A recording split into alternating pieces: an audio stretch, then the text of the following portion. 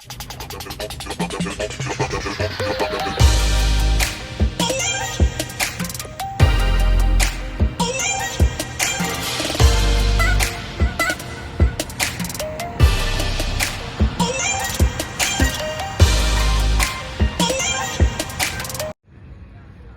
is up, y'all? It's Baby J and the story of the day, because you already know I got something to say.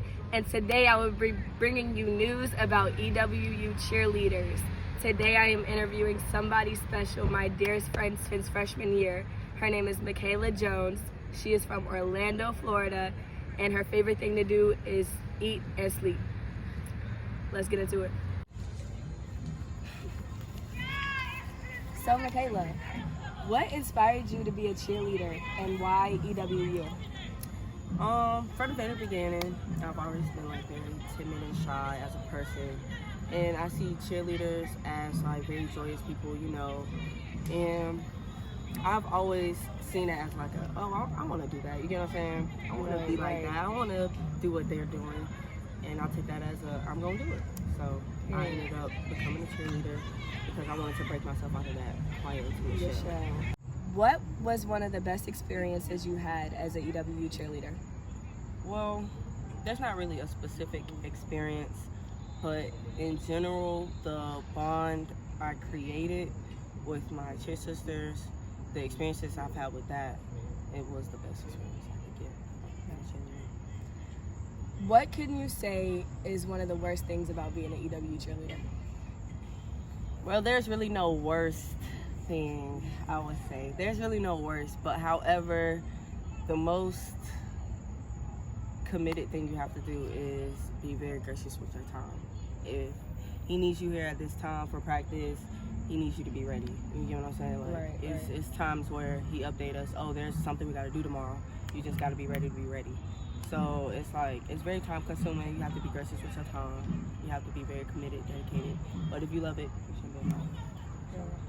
So Michaela, how would you compare your high school cheerleading experience to your college cheerleading experience? Well, those are way two different things. Like, okay, so my high school I went to, it was calm, but however, they didn't teach us more of like the HBCU standard style. You know, when I came here, it was a totally different approach. It was a totally different point of view, and I love it. I would prefer I would prefer college cheering over high school cheering. It's just the sideline is better, the hype is better, the band is better. I mean, and plus even the bond is better because, you know, as you grow, you continue to grow bonds and different. And in college, like, you're really finding yourself. Yeah. So I know. So it's like college cheer is different. However, they each have their own good. So high school cheer is not better than my college cheer, but my high school cheer, I wouldn't trade that experience for anything. Right. Okay.